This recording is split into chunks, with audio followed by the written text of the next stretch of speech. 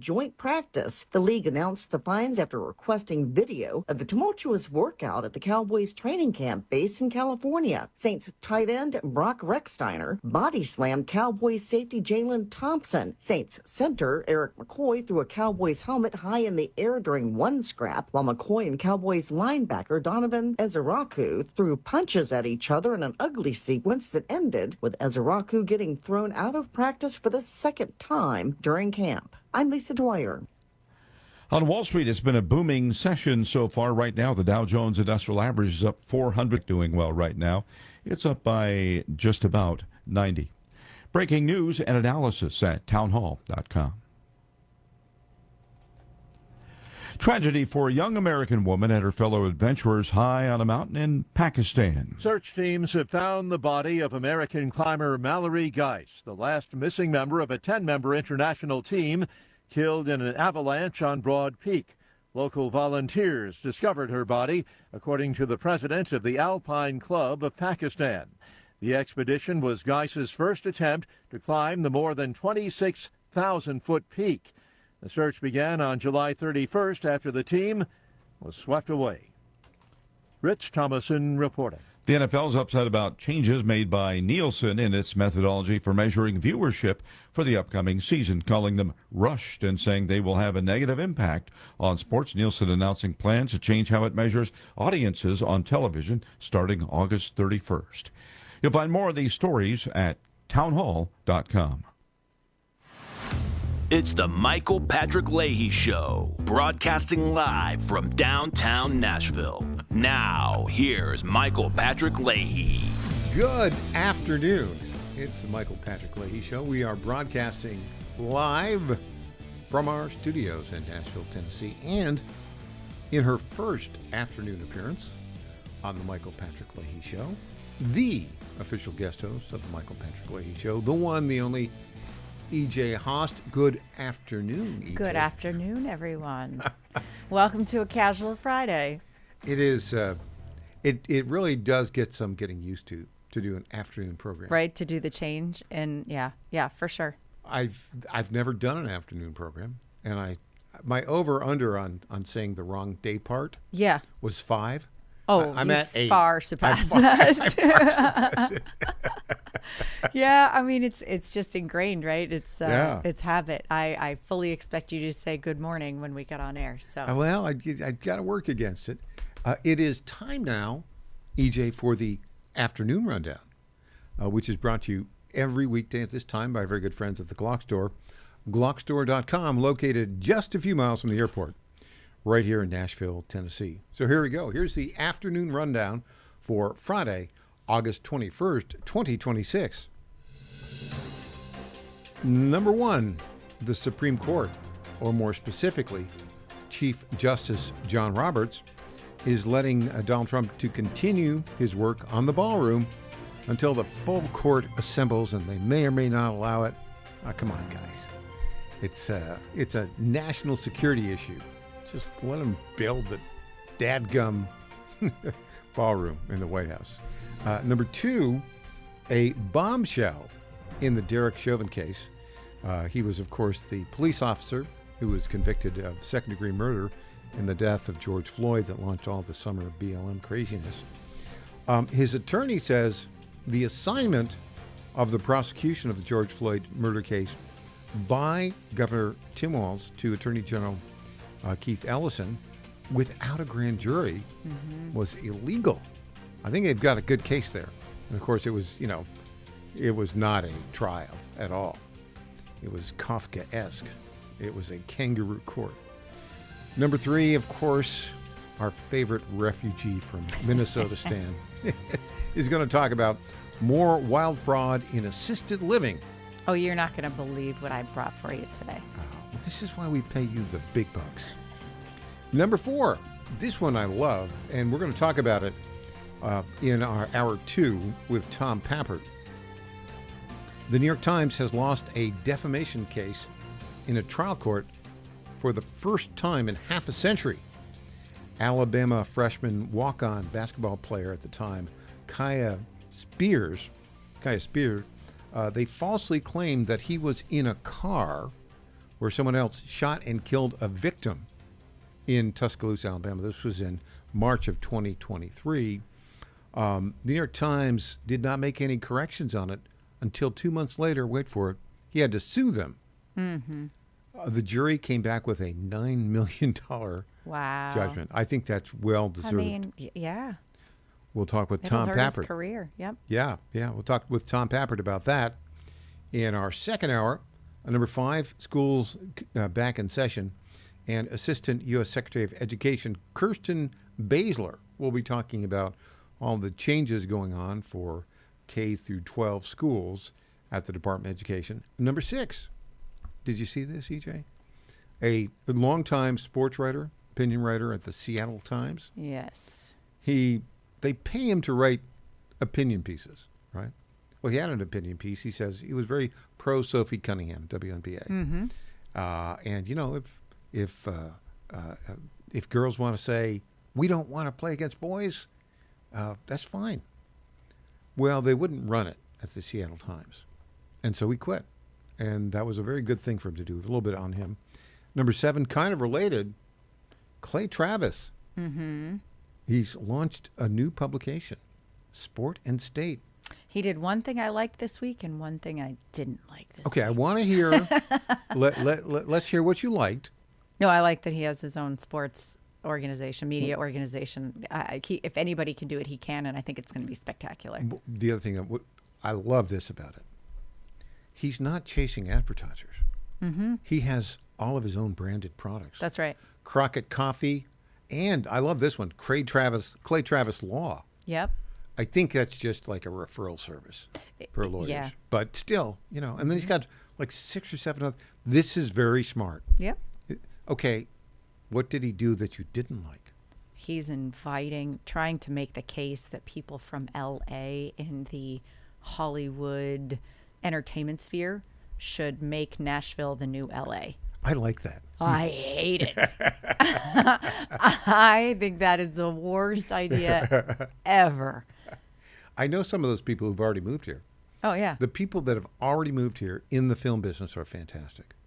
But what you're thinking is... You know people in the Christian film business. He's asking for... Paramount to come here. Uh-huh. I think they're going to come here. I like it Awful. Awful. The morning rundown. I did it. There, I did it. We're going to have like a little whiteboard here. That's with number 9. Every time you do it.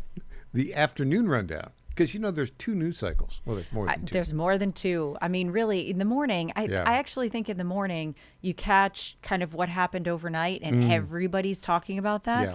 By the time the afternoon show comes around, you really have a lot of leeway to say, all right, what actually stuck?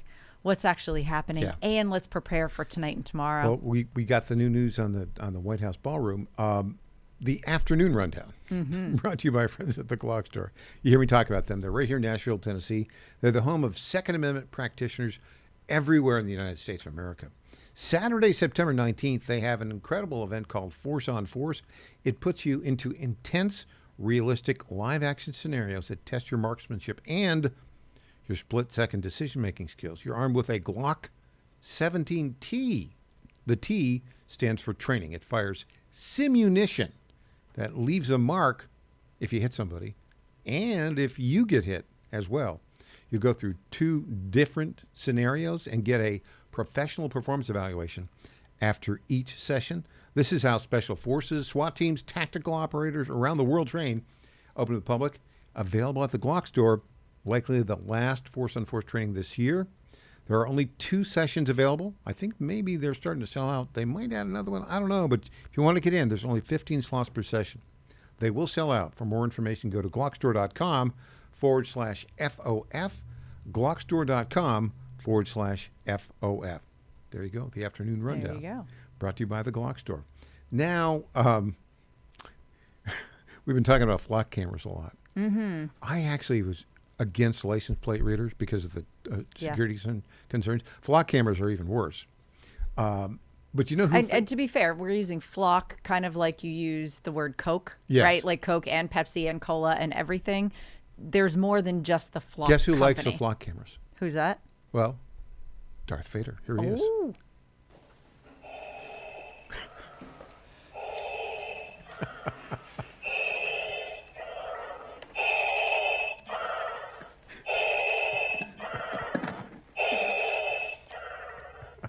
The Emperor is a fan of flock, and we must continue utilizing flock technologies so that we can follow and surveil the rebel scum as they move from playground to playground, from playground to pool, from pool to gymnasium, because we all know that the flock cameras are not only following the license plate readers, they are following children. They are following children in parks and gymnasiums, and we need this. I need this so I can stalk my ex-girlfriend.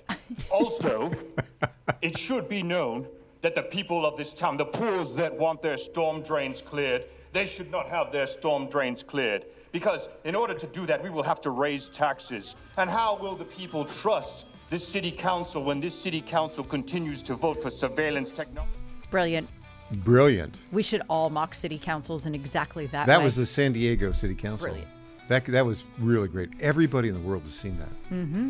We'll have more when we get back with E.J. Haust after this.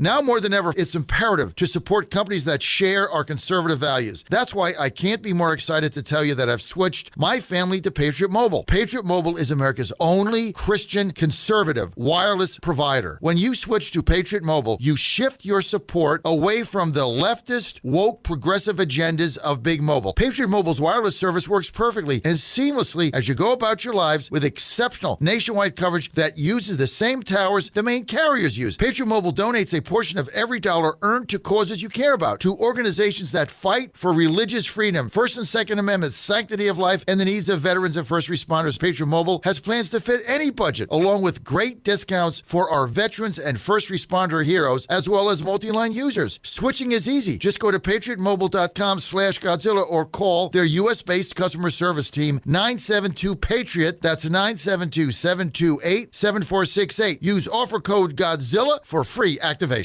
The J. Fred Media Menu, now serving hot takes of Rob Carson. I want to talk a little bit about this transgender Canadian shooter. This is a tragedy, but I'm telling you, it doesn't help to avoid, because you're afraid of offending, the massive signs that this kid was going to do something. We are finally, I think, getting back to the fact we can say that boys who think they're girls, maybe there's something wrong.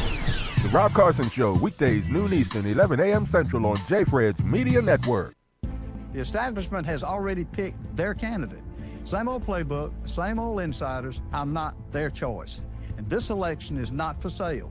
The stakes are too high for political games. The Socialist Democrats are a threat to America. South Carolina needs a proven conservative with a record of fighting for you. You shouldn't have to guess where your next senator stands. With me, you already know. I'm Ralph Norman. I approve this message, and I'm asking for your vote.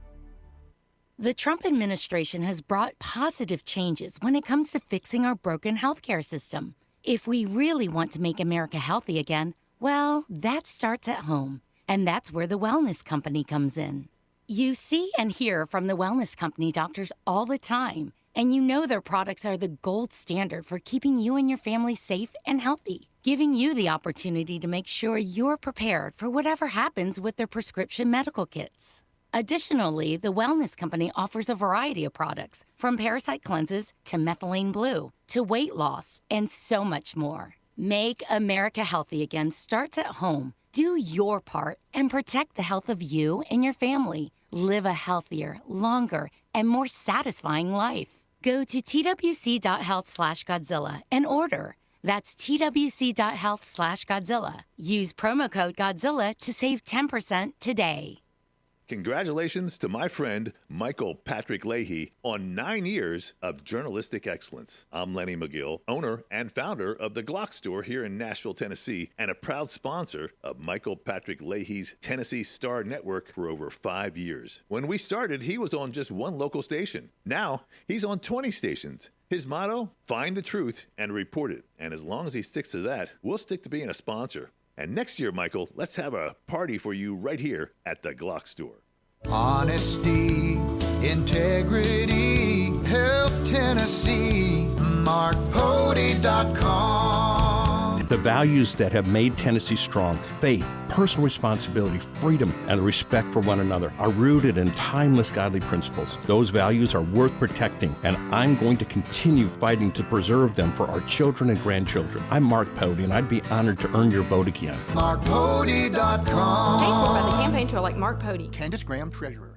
I'm Brent Taylor, and I approve this message. Brent Taylor has my complete and total endorsement. Those are the words of President Trump announcing his endorsement of Brent Taylor for Congress. President Trump can count on Brent Taylor to support the American First agenda, fighting inflation, cutting spending, deporting illegal immigrants, and protecting our conservative values. President Trump endorsed Brent Taylor for Congress.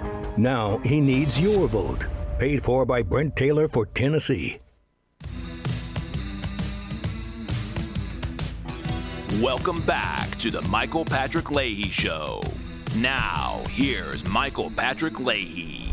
In studio, official guest host E.J. Haast. Yes, sir. You know, I always refer to you as a refugee from Minnesota, Stan. Mm-hmm. And even though the distance in time between your residence in Tennessee and your residence in Minnesota is extending. Sure. I've been here for years now. I can say, you've been here for years. 6 years plus. 6 years. Mm-hmm. And Minnesota, Stan, in those 6 years, I mean, it had gone pretty crazy the last couple of years you were there. Yeah, for sure. We escaped. I mean, when we say we escaped, I very much mean we escaped. We didn't belong there. Yeah. But now there is yet another waste and fraud scandal. Oh, and this is wild. Tell me about it. Okay, so good friend Bill Glahn, credit to AmericanExperiment.org. Oh, he's with American Experiment? Mm-hmm. Oh, they're fantastic. Yep. Bill Glahn has been following the fraud in Minnesota for years. Yeah. And this is, I think, what gets really frustrating, gets under my skin, is that a lot of the things that are coming up now in the news are not new. Right. Well, you've been working on these kinds of things for 10 or 15 years.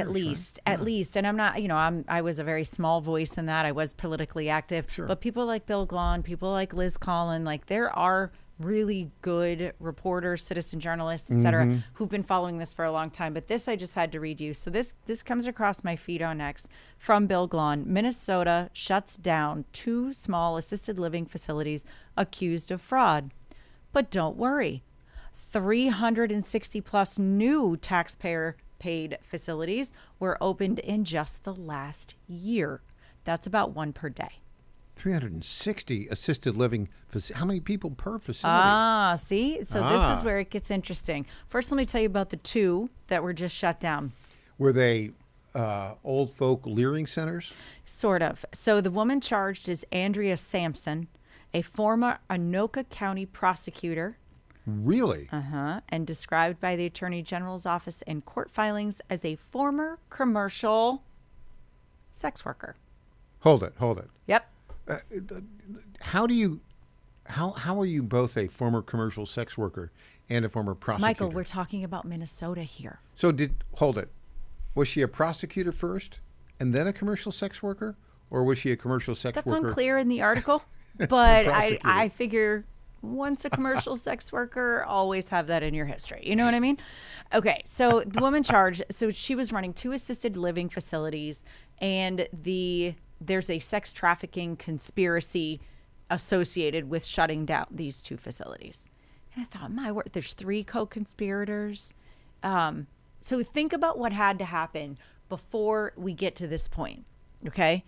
They had to apply for licensing in order to be able to get these 2 facilities. And by they, I mean her and her co-conspirators. What's her name again? Andrea Sampson. Andrea Sampson. Okay. The 3 co-conspirators have not been named, but I bet I know what they look like. Do they look a little Samoan? Given that they're in Anoka County, given the nature of this business, we can start to make some inferences, allegedly, in my opinion. Allegedly. Okay. So anyway, this is it's bananas, but it did make me start asking those questions just like you just said. So how many facilities are there in Minnesota as compared to other places, right? So I took Tennessee and Florida. Florida being, of course, a very well-known spot for the 75-plus age group, older people, right? Yeah. So you would think that there would be more there. But to get there, I had to ask, how many people in Minnesota fit the demographic of needing to be in an assisted living facility, whether that be by mental health or just simply by age. So we started with age, and it looks like, the capacity should be around somewhere between 60,000 to 80,000 beds for 50 to 100,000 people in the Minnesota population that would potentially fit in that category. But it gets a little wonky. You can't really ask, believe it or not, the Minnesota Department of Health how many licensed facilities there are and get a straight answer. I'm shocked. I know, because I called. I tried. So Grok to the rescue. There's about 2,500 assisted living facilities, an equivalent bed capacity of 50,000 to 80,000 beds. This, however, is from last year. So explain to me why we're opening new facilities in Minnesota if we've already surpassed the mathematical, statistical threshold of needing any. Doesn't make any sense, right? So as I've said many times over, the people who need to be prosecuted, yes, I want to take former sex worker, Anoka County, we want Miss Sampson to go to jail with her 3 co-conspirators. However, the people who actually need to be charged, and I have said this from day one, I've said it on this program, I have said it on X, I have said it until my eyes nearly bulge out of my head. Why are we not raiding the offices of the Minnesota Department of Health and subsequent departments? I've heard you say that for like 3 years. Who are responsible for the oversight. Wasn't that the first thing you said when you came on this program? Yes. Somebody has to distribute the funds because none of this stuff happens for free. They all get kind of special treatment and everything else. So here we go. Look, Minnesota. We have about 800 to 2,300 facilities. The reason there's such a discrepancy is because it's not just age, it's also those with disabilities, and that's a little bit tougher to track. But average bed per facility is about 30 to 40. The beds per 1,000 age 75 plus in the state of Minnesota is 138. That's the highest in the nation. We have 138 beds per 1,000 people age 75 plus in the state of Minnesota. Compare now to Tennessee on the lower end of things, 45, and Florida. Take a wild guess. Florida, where we know that there is a higher age population wild guess, 60.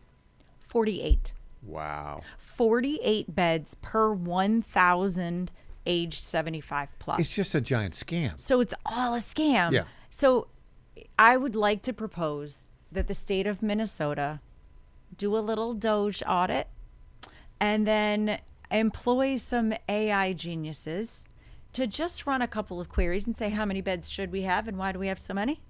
How do we track? I mean, it is truly amazing that they just can't run the math in Minnesota and come to the conclusion, don't open anymore. We don't need them. I think they can run the math. I think this is an organized scam to take money from federal taxpayers and cover these bogus plans, these bogus, right, because remember, they're getting federal taxpayer dollars like Medicaid and, there's all supplemental programs that they're getting. So this isn't just like, oh, we're opening up a business and the only people who come here are my friends. We don't even know if those beds are full. Who's doing the oversight? Who's going out there for site visits? No one is. No one. Yeah. And if they are, they're writing up reports that say, oh, failed to, provide documentation or whatever, and then it's never followed up on. So this is back to your point that you made the first time you were on this program about 3 years ago.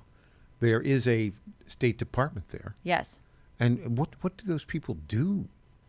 There's what, Department of Human Services, Health Services? Listen, I contend, again, allegedly and in my opinion, that the only way a scam of this magnitude happens is if others who are currently working at the state in some capacity are in on it. Right on the take. Yeah. I just don't, I cannot grasp a world where there's that many incompetent people in government. They're just like, whatever, we're just not going to do our job. And, they failed the oversight or they failed the licensing, but I'm just going to fill this out for them and make sure they get their license. No, I can't bring myself to believe that there's that many people that are incompetent.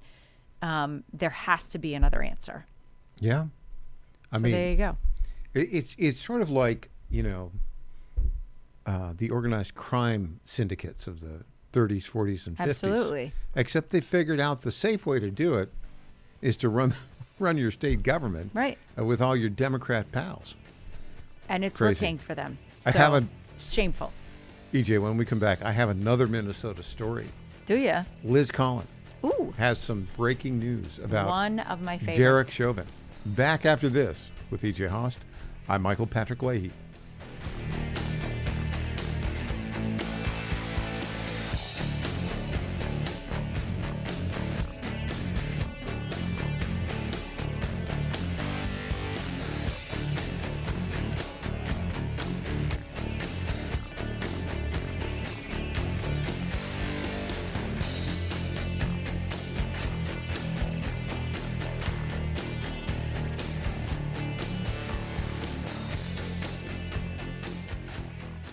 Now more than ever, it's imperative to support companies that share our conservative values. That's why I can't be more excited to tell you that I've switched my family to Patriot Mobile. Patriot Mobile is America's only Christian conservative wireless provider. When you switch to Patriot Mobile, you shift your support away from the leftist, woke, progressive agendas of Big Mobile. Patriot Mobile's wireless service works perfectly and seamlessly as you go about your lives with exceptional nationwide coverage that uses the same towers the main carriers use. Patriot Mobile donates a portion of every dollar earned to causes you care about, to organizations that fight for religious freedom, First and Second Amendments, sanctity of life, and the needs of veterans and first responders. Patriot Mobile has plans to fit any budget, along with great discounts for our veterans and first responder heroes, as well as multi-line users. Switching is easy. Just go to patriotmobile.com/Godzilla or call their U.S.-based customer service team, 972-PATRIOT. That's 972-728-7468. Use offer code Godzilla for free activation. Ponder this. I've recently noticed that the way a person drives may have a direct correlation to their personality. I'm pretty confident that most of you have witnessed this as well. We see courteous drivers. These are people who allow others to change lanes when safety permits. Courteous drivers usually use their turn signals to gesture to others their intentions. They stop at red lights and pay attention when waiting for a red light to go green. There are other drivers who are not so courteous, even aggressive, and get defensive when others try to change lanes. These drivers tend to get angry at others to the point of road rage. What does your driving signal to others? Do you show love and kindness to fellow drivers as the Lord would want you to do? Or do you lose control and take your anger out on others? We are called to be charitable to others even when they don't extend charity to us. I'm Susie Kelly, and I am passionately Catholic.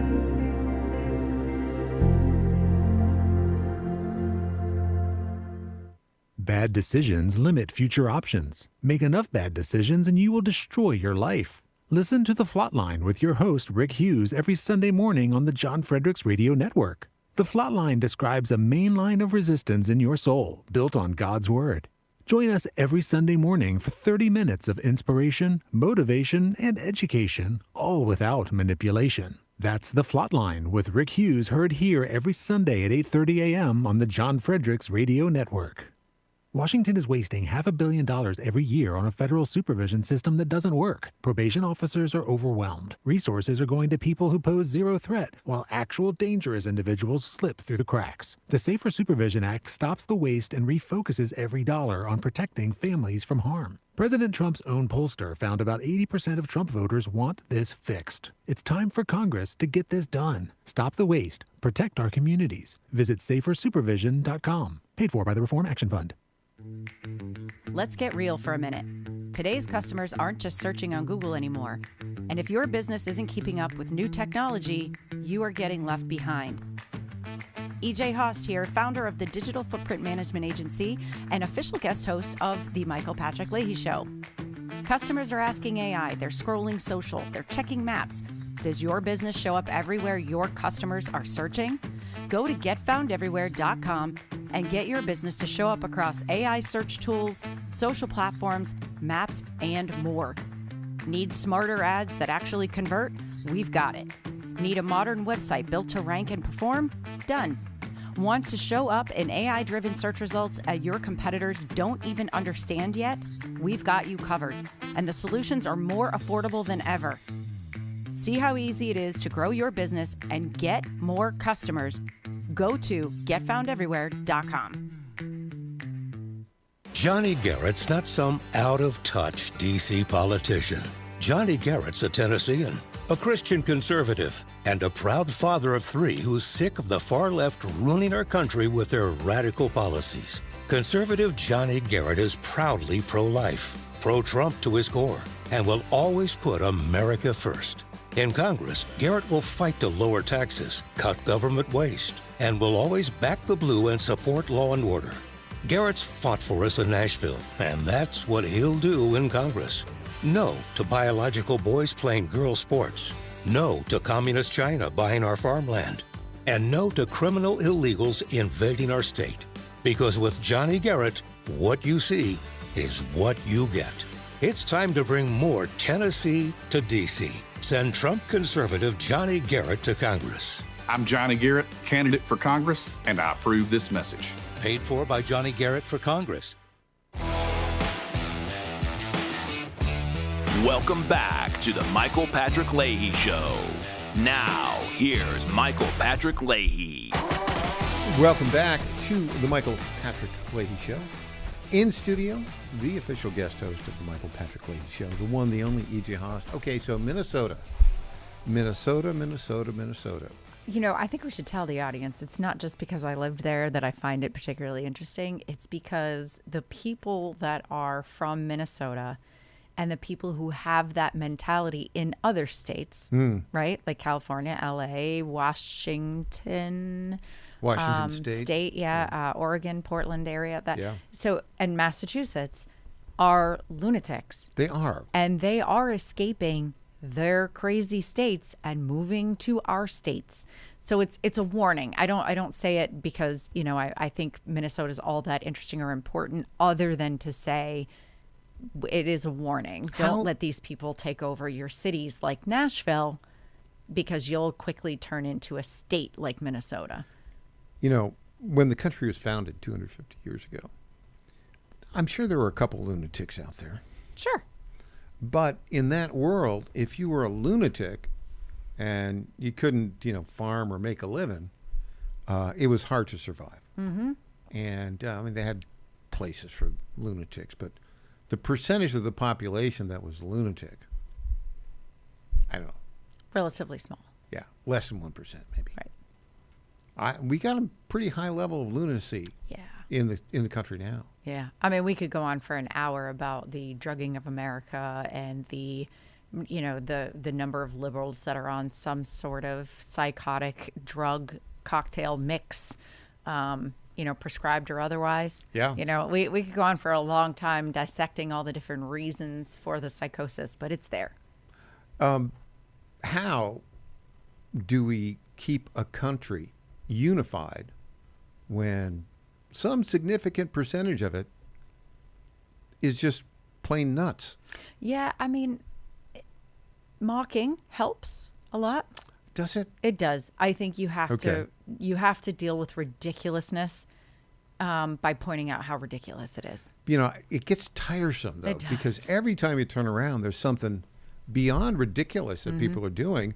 But now when it comes to justice, and you're dealing with lunatics who don't follow the rule of law. Right. And they are in positions of power in the law apparatus. Well, it's case in point. Everybody knows about the conviction of the Minneapolis police officer, Derek Chauvin, for the second-degree murder in the case of George Floyd.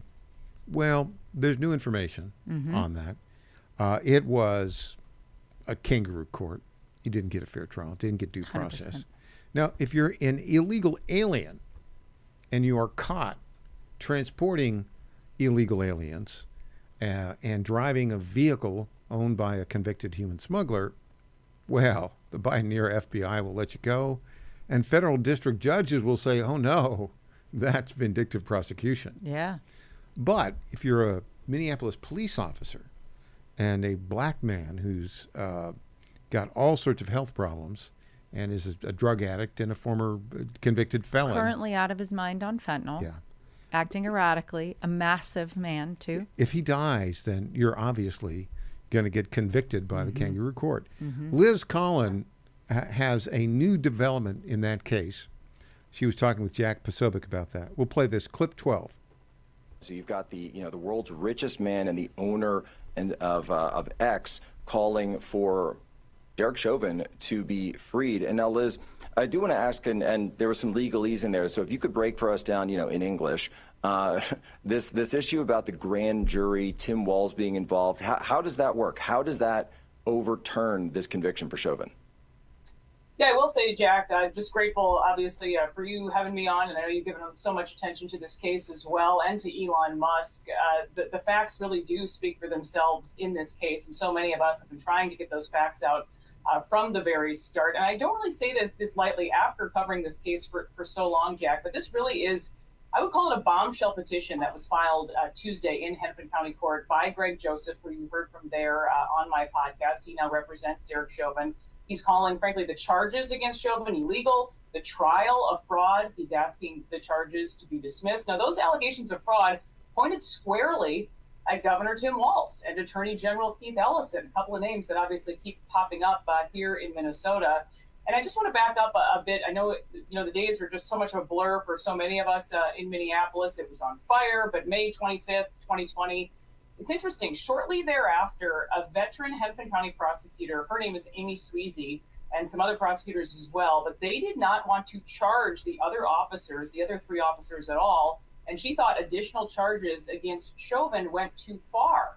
So this is all from court documents derived from a lawsuit that she filed back then against Mike Freeman, the county attorney at the time of Hennepin County, so accusing him essentially of retaliation for withdrawing from the Chauvin case. So these Hennepin County prosecutors are so uncomfortable with the charges, they withdraw from the case. Mike Freeman, he's not happy about that, right? The city's on fire.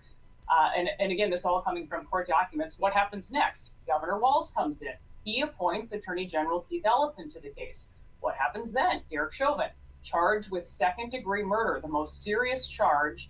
And according to the law, this transfer to the Attorney General must be in writing. Governor Walz needed to put it in writing. That didn't happen, according to this filing. And again, a grand jury must look into any misconduct by a public officer in the county. That's directly from the law. Police officer is a public officer. Again, that did not happen. The law was not filed. So you can see in this petition, that's a good argument, I think, right there. I think so, too. Yeah, and like, how sad is it that we're talking about technicalities, essentially, that are going to let this man potentially walk free when he shouldn't have been charged the way he was charged from the very beginning. They're trying to kill him, of course. Of course. Yeah, I mean, he was in I think one federal prison. And he's had altercations. They tried to kill him. They had to transfer him to another one. And clearly, here's the thing. He's convicted both of a federal crime and of a state crime. Mm-hmm. And the state crime, the governor, Tim Walz. Let's go ahead to clip. Let's just skip clip 11, go right to clip 7 on this one, if you would, Patrick. Tim Walz is vindictive. He is. nasty I've said person. it. How many times have I said on this program? He is an angry little man. He's very angry. He's always been very angry. Mm-hmm. And he just wants to, he wants to punish Derek Chauvin. Really, though, he wants to punish anybody who thinks like Derek Chauvin that law and order matters. Yeah. Anybody who supports our law officers, right? He wants to, it's not enough for him to win an election. He has to beat everyone down. Mm-hmm. That is the person he is. And don't be fooled. Amy Klobuchar is every Just bit, like that. right? Oh, yeah. She's just a more masculine version of Tim Walz. That's a great line. I stole it. I don't remember who said it, but it's I a love great it. line. Okay. Now, Donald Trump could pardon the federal charges against Chauvin, but the state charges would remain. Yeah, they'll stay. Listen to that small, vindictive man, Tim Walz, talking about what he would do then. If he issues that pardon, we will simply transfer Derek Chauvin to serve out his 22 and a half years in state prison in Minnesota, and telling people that just to remain focused on that. And so no indication whether they're going to do it or not, but I think it behooves us to be prepared for it with this presidency, that it seems like that might be something they would do.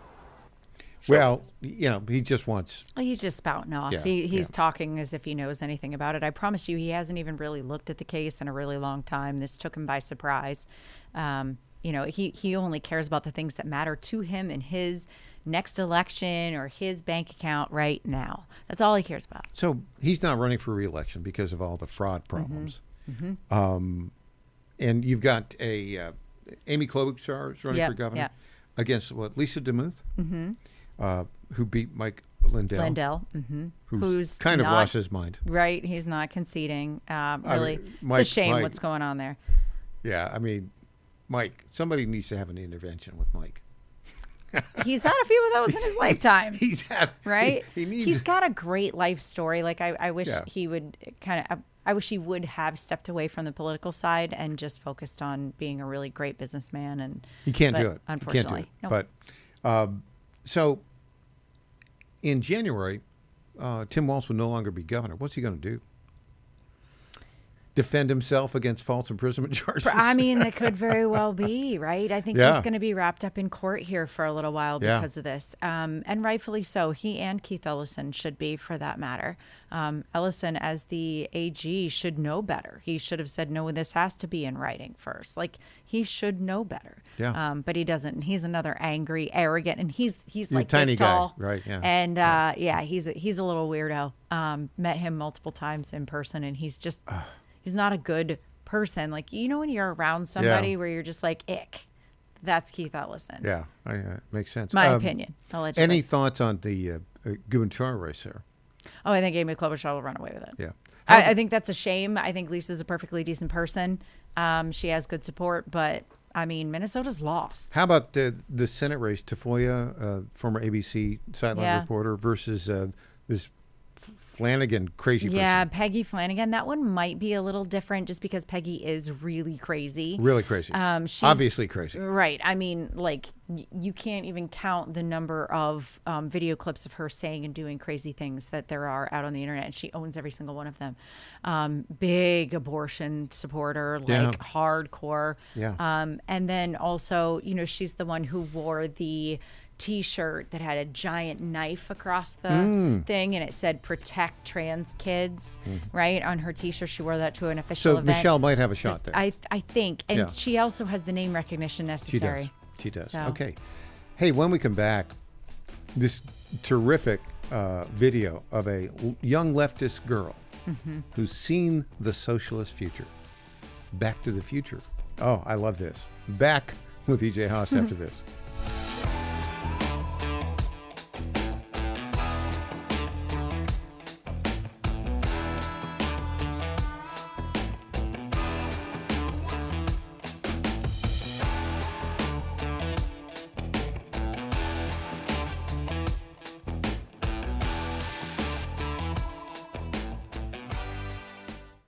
In 2008, the amount of concentrated time people could spend on a task without becoming distracted was 12 seconds. 5 years later, it was only 8 seconds, 1 second less than a goldfish.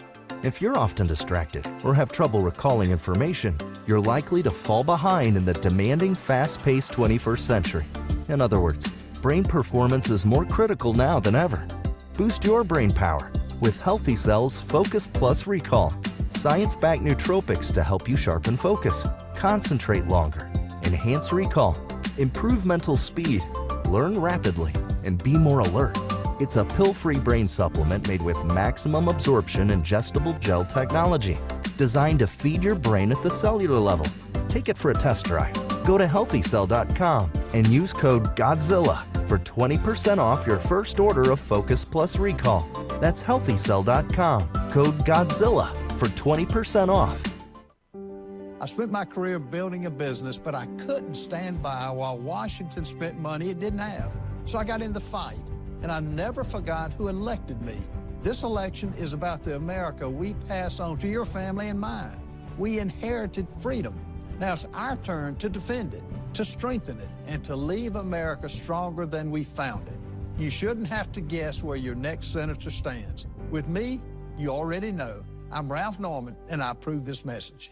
Hey, folks, John Fredericks here, White House correspondent, your national TV and radio talk show host. There is no better time to follow me on social media than right now. We're red hot. At JF Radio Show, at JF Radio Show. Doesn't matter if you're TikTok, Instagram, Facebook, everything is right there. We're on X, we're on Rumble. You name it, we're there. Don't forget Getter too. Just follow me at JF Radio Show. And if you ever miss a show or you want a segment, just go to YouTube, our page, John Fredericks Media. It's all right there. Ponder this. Why would God permit evil to occur? Why does he allow bad things to happen to good people? Why doesn't he intercede when innocent people are unjustly accused? These questions sometimes cause good people to turn their face away from God and question the very existence of God. But God does exist, and he does permit evil. Why, you ask? The short answer is that God permits evil to bring about a greater good. Think about this. The greatest evil ever committed is the killing of our God, Jesus Christ, the second person of the Holy Trinity. From this great evil came the greatest good, the opening of the gates of heaven. That's right, heaven did not open until Christ shed his blood for us. We must always trust God's plan for our salvation, especially when hard times fall upon us. Pray, trust, and persevere in good times and bad.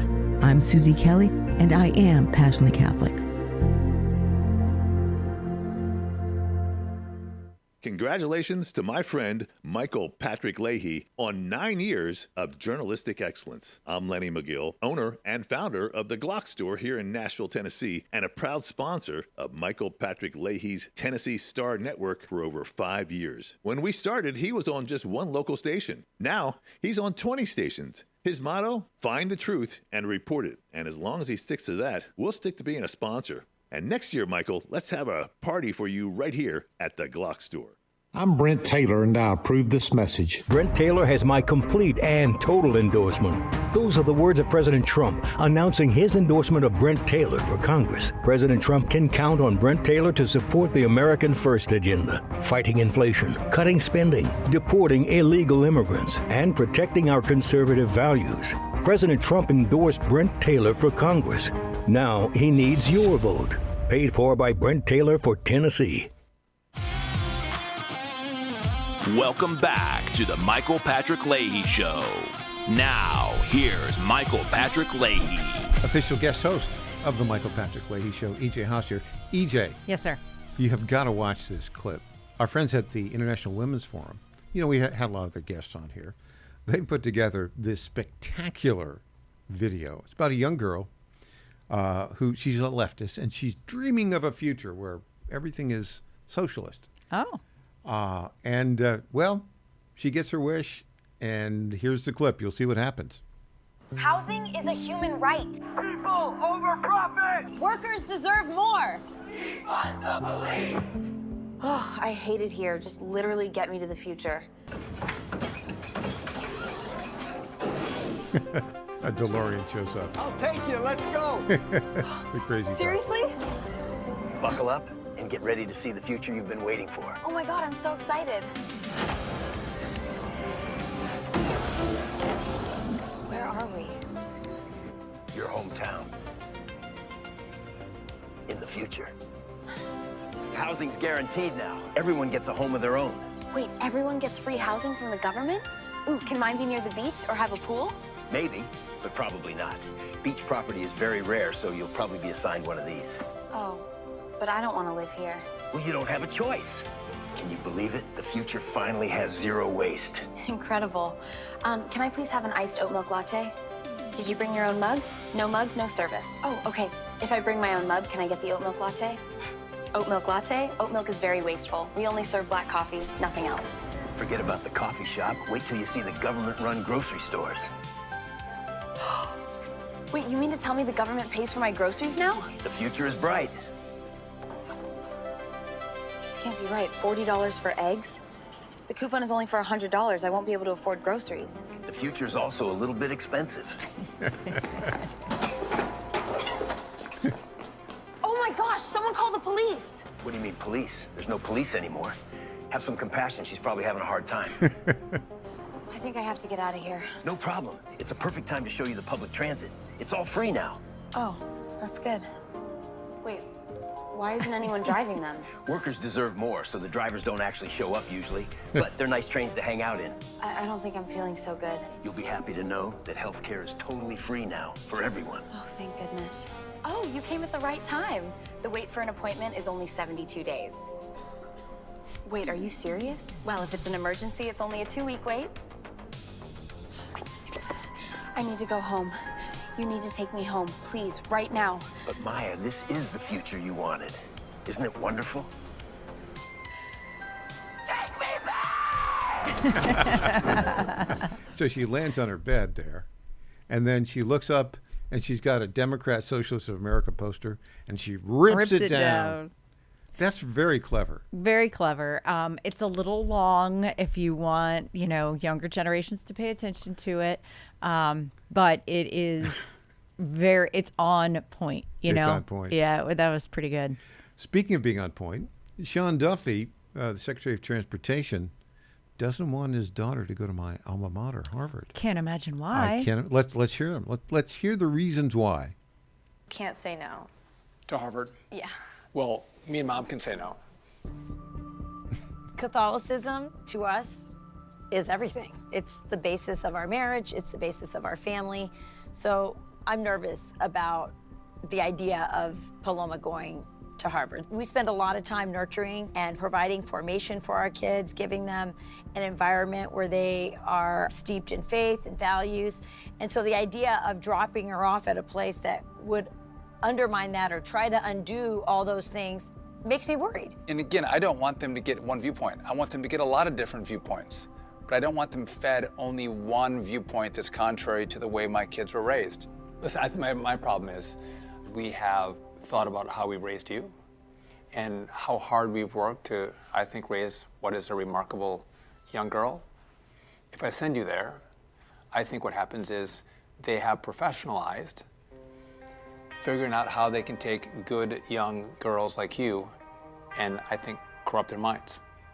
You don't have to believe what I believe. You don't have to have the political viewpoints that I have, but I do think it's important that you make those choices for yourself. Okay, so I think he's right, but if she really, I don't know if she really got into Harvard or not. Yeah, I mean. But if she did, she can still go. I mean, some lefty will give her a scholarship just to embarrass her parents. Sure. Right. 100%. Yeah. But yeah. I can guarantee you that the Harvard of today is not the Harvard I attended. I just saw on one of the business channels earlier today, as a matter of fact, that enrollment is way down. Applications are way down for these schools. So I understand what he's saying, and I do think that there's the risk of, listen, not only just corrupting her mind, but also what a horrible situation to put his daughter in, that she will be surrounded by people who hate her. Hate her. Right? Hate her dad. She will be in danger by going to a place like Especially Harvard. An and I just 18-year-old girl. It's just terrible developing. for her. I know. Listen, the tolerant left, you'll be shocked to learn, is not tolerant. Secretary Duffy, send her to the University of Tennessee in Knoxville. Darn right. Any SEC school. Go to an SEC school. Yep. Because, you got normal people there. You got a few lefties, but normal people and great football. Yeah. And I think it's a pretty really fun wonderful social experience. I think you're going to appreciate that more. That's we'll see where she goes. And Massachusetts is crazy. Stay away from Massachusetts. E.G. Haas, thanks so much for joining us today. Yeah, thank you. Hey, up next, This is good news. New York Times lost a defamation case. And first time in half a century, we'll talk with Tom Pappert about the details after the news. I'm Michael Patrick Leahy, the website TennesseeStar.com.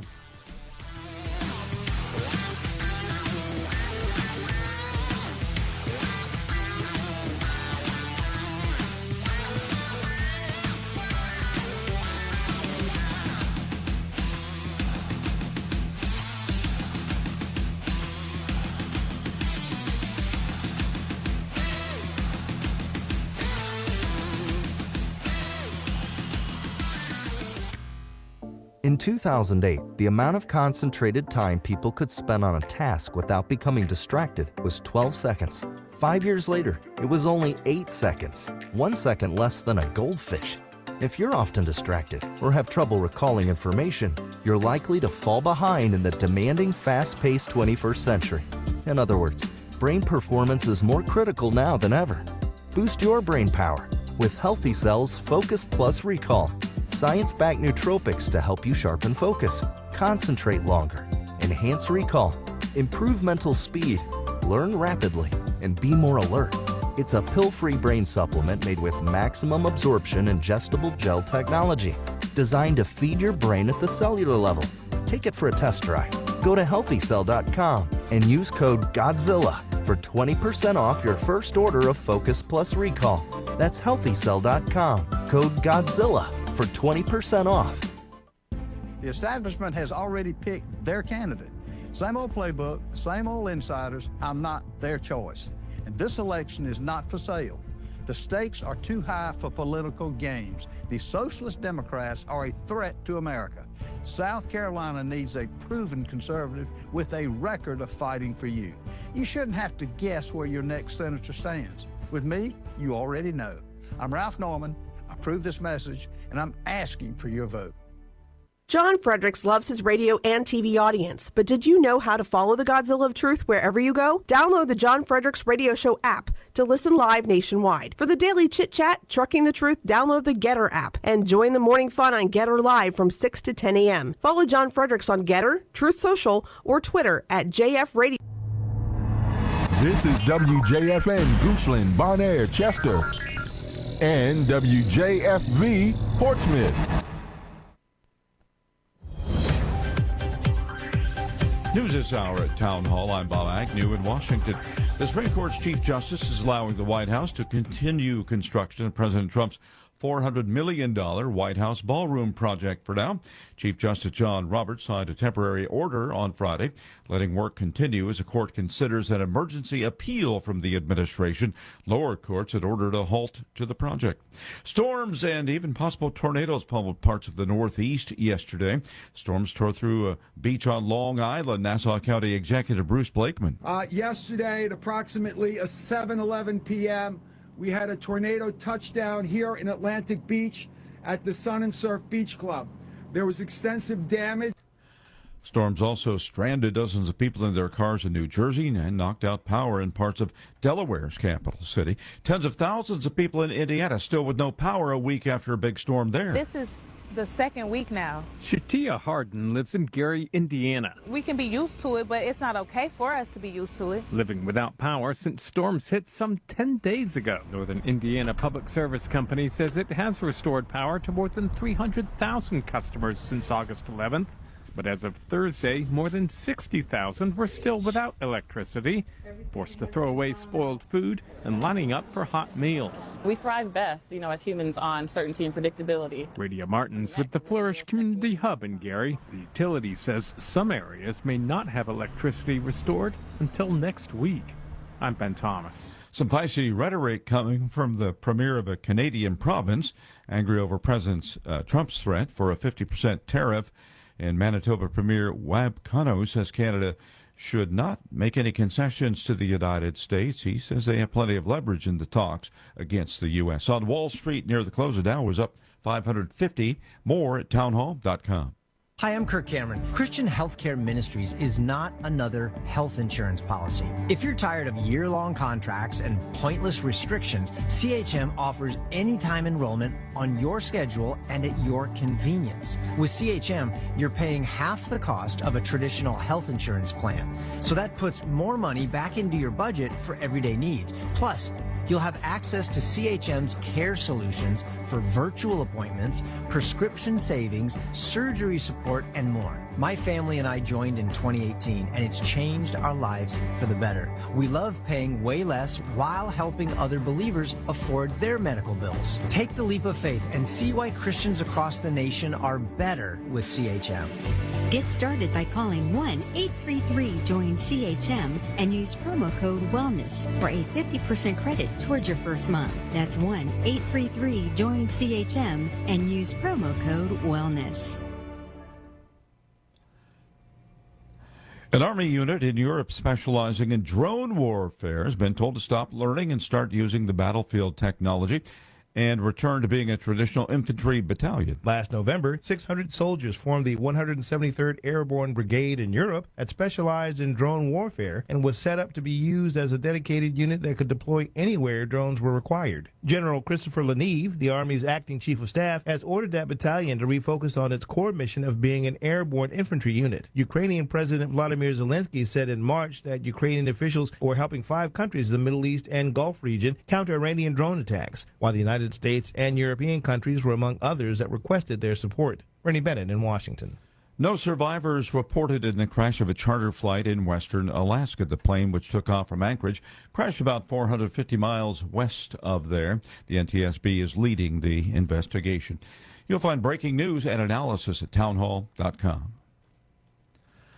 The Democratic National Committee has removed Atlanta from its shortlist for the 2028 presidential convention. The DNC eliminating Atlanta as a city to host the Democratic National Convention in 2028. The decision comes after leaders taking a field trip to 5 cities to check out hotel rooms and logistics. Chicago also a no-go, but Boston, Denver, and Philadelphia remain in the running.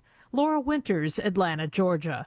Tragedy for a young American woman and her fellow adventurers high on a mountain in Pakistan. Search teams have now located the remains of American climber Mallory Geist, the last missing member of a 10-member international team that was killed in an avalanche on Broad Peak. Local volunteers discovered her remains, according to the president of the Alpine Club of Pakistan. That expedition first attempted to climb more than the 26,000-foot peak. They met tragedy in late July. More details at Town Hall. It's the Michael Patrick Leahy Show, broadcasting live from downtown Nashville. Now, here's Michael Patrick Leahy. Welcome back to the Michael Patrick Leahy Show. We're joined on our Zoom Newsmaker line right now by our lead political reporter at the Tennessee Star, winner of the Dow Prize for the best local journalism in the country, an award he won along with yours truly and Christina Botteri, our executive editor.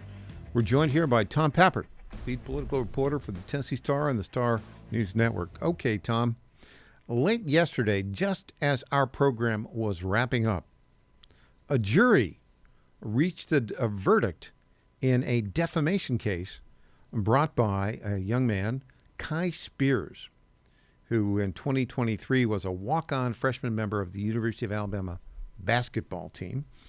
The jury found in his favor for defamation and false light claims, and they awarded him $9 million. Well done. It turns out, Tom, this was the first time in over half a century that the New York Times has lost a defamation case in a trial court. Well, was this like home cooking from Alabama, or did the New York Times really screw up? I'm going to ask you that question. Let me lay the predicate here of what happened. So here's the facts. January 15th, 2023, Tuscaloosa, Alabama, that's the home of the University of Alabama. They play in the SEC, and the basketball team was doing very well that year. They made it into the NCAA playoffs. A 23-year-old by the name of Jamia Harris was fatally shot downtown. Apparently, some Alabama basketball players were involved. A fellow by the name of Darius Miles, who's on the team, retrieved a handgun from teammate Brandon Miller's car and provided it to the shooter, Michael Davis. Now, Michael Davis was convicted of the crime. And what happened is that this young man, Kai Spears, he was an 18-year-old freshman, a walk-on at the University of Alabama's men's basketball team, was several blocks away at the time this happened. So that was January 15th. March 15th, 2023, a sports writer for the New York Times, this was 2 months later, his name was Billy Witz, and the article was, "A shooting that ensnared Alabama players could have been deadlier." And basically relying on a single anonymous person, quote, person familiar with the case, he falsely reported that Kai Spears was a passenger in Miller's car at the scene.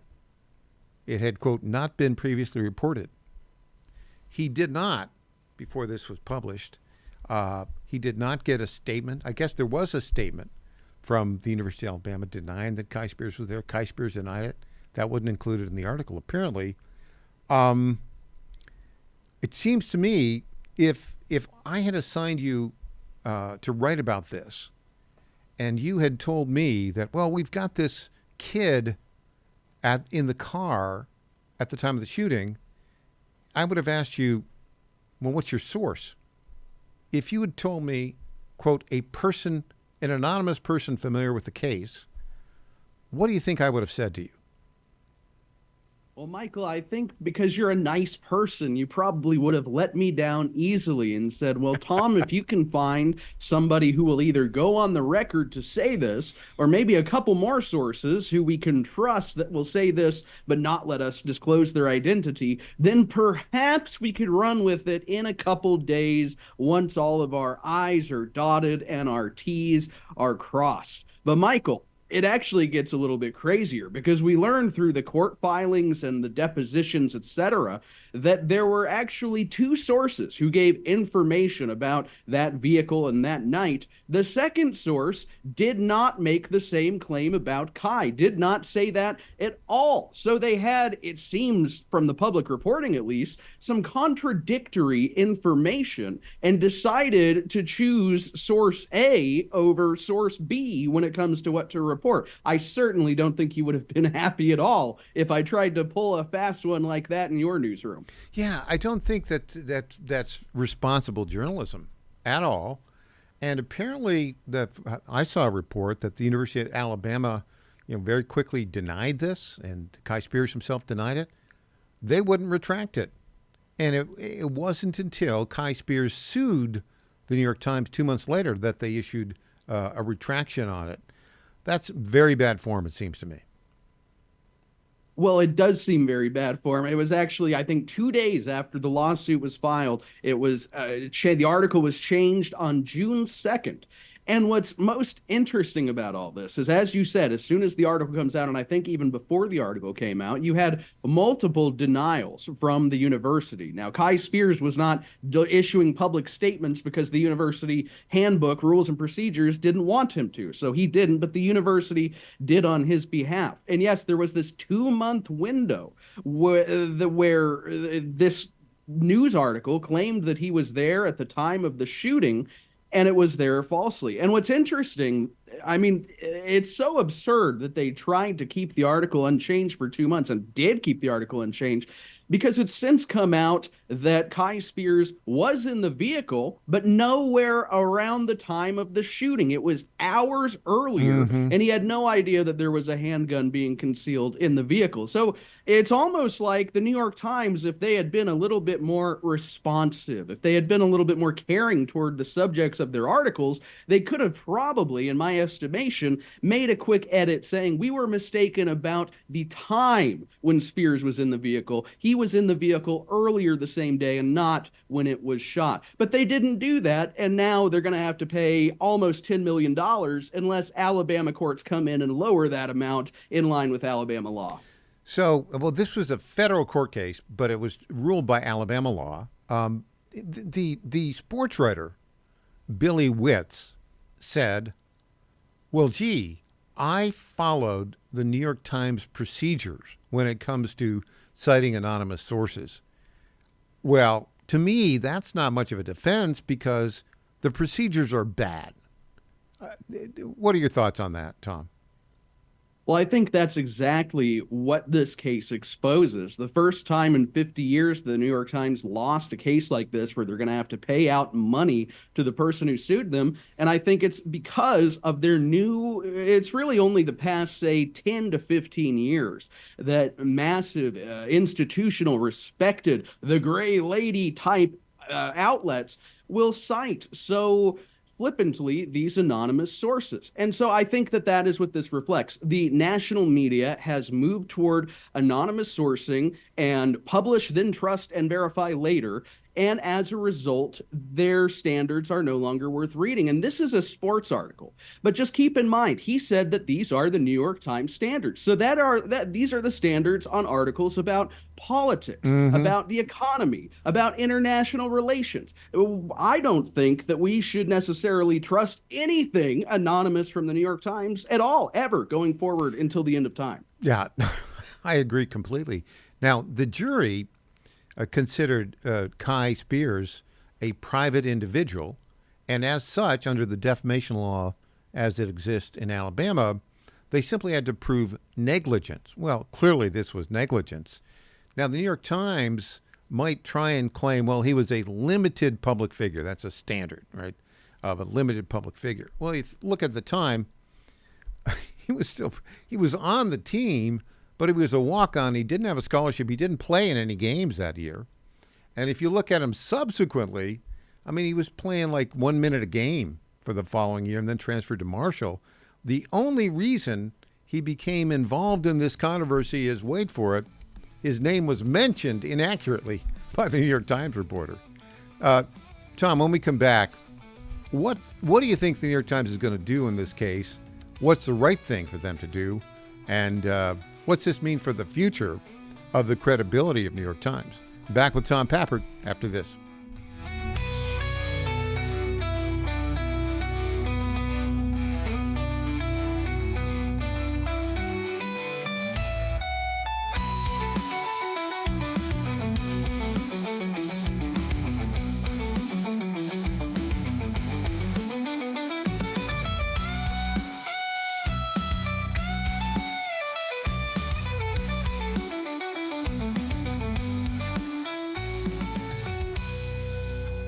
Hey folks, Al Green here for SatPhone. When you're on the go, you want to know you're connected. If it's a family vacation or an off-the-grid escape to a remote destination, having reliable communication helps you feel safe and secure. You can't afford to find yourself in a dead zone. That's why you need SatPhone. SatPhones are reliable, durable, and give you global coverage. If you can get outside, you can get in touch. It's that simple. Make calls from your SatPhone to any regular cell phone in the United States. The phones are $1,500 value, but you can get yours free. Just sign up for a 15-month plan, $94.95 a month. Get 150 minutes monthly that roll to the next month. Go 3 months without using them, that's fine. Yes, 3 months, 450 minutes, all yours. Visit SAT123.com or call 855-980-5830. SAT123.com, 855-980-5830. Get surety and security with your SatPhone. Call now.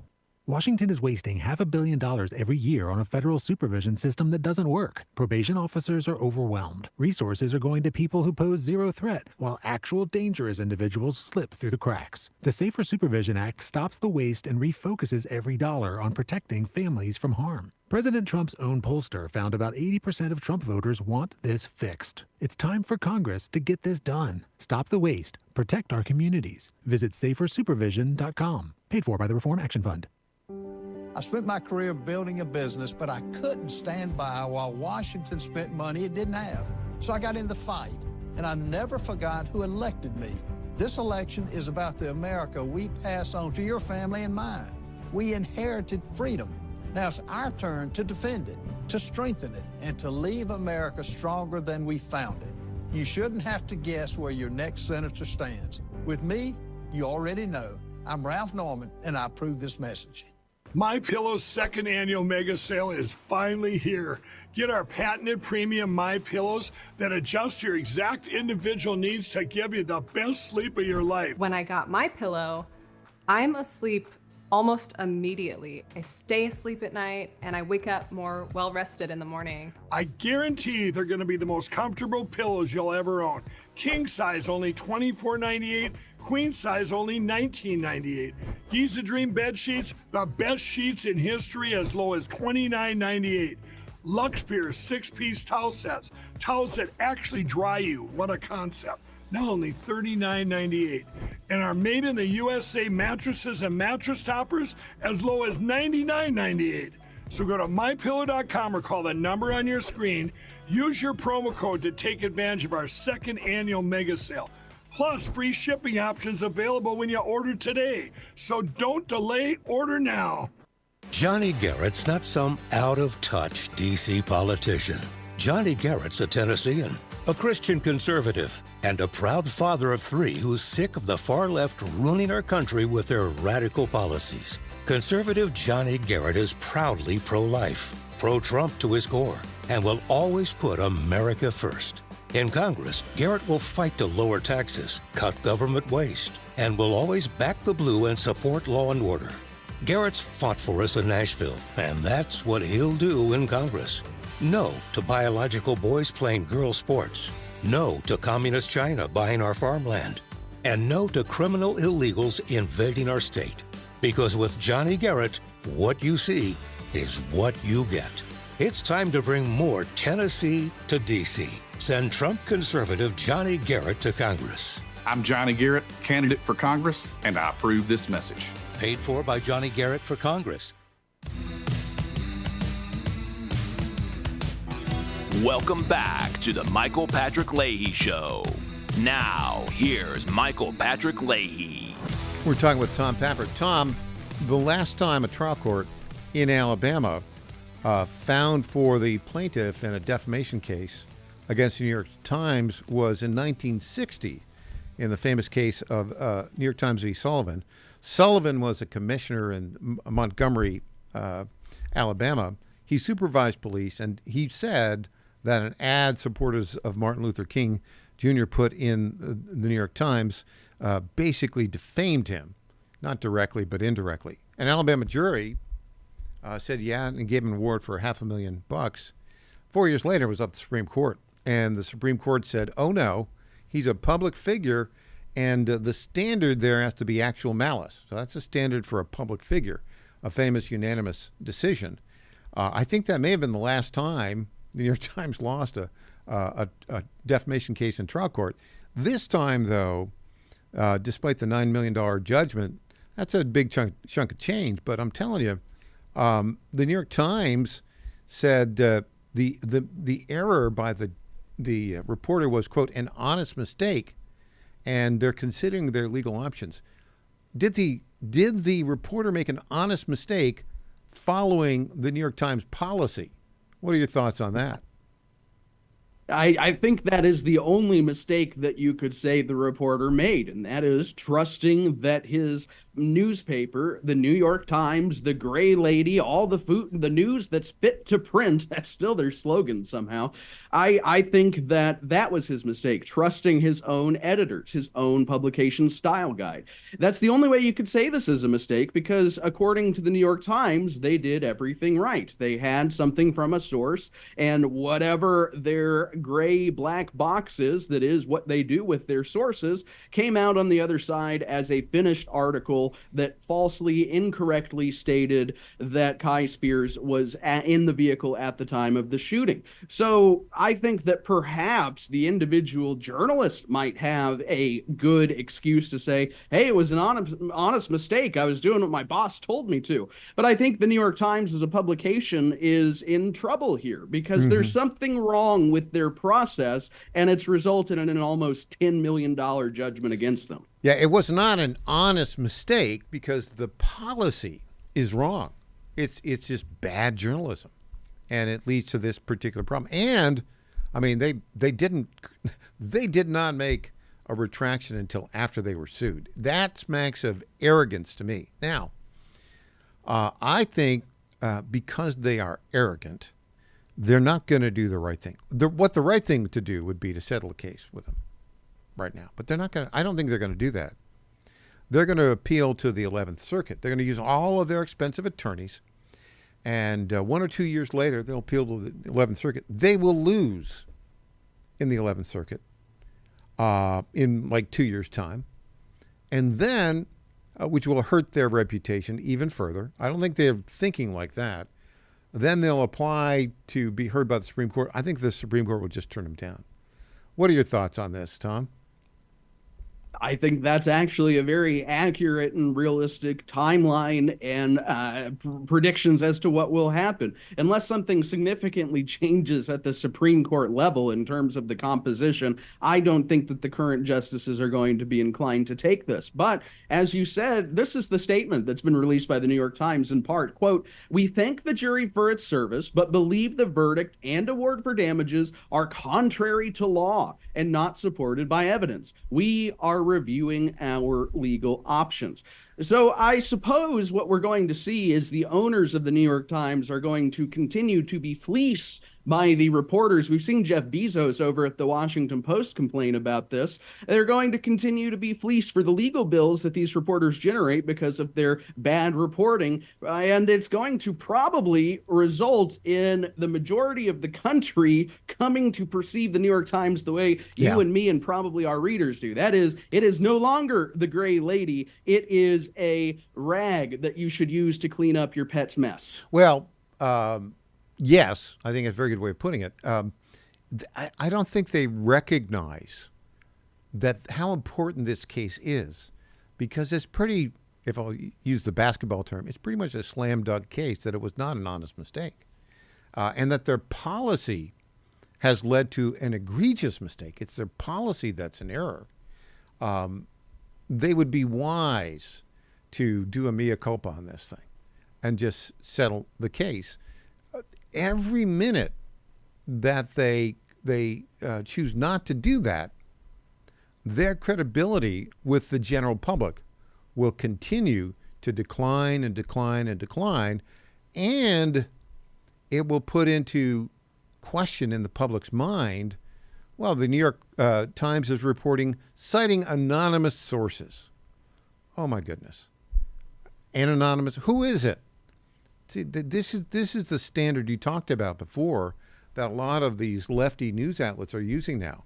Well, if the anonymous, we actually have at the Tennessee Star and the Star News Network, we have used sources who tell us on condition of anonymity. But here's the difference.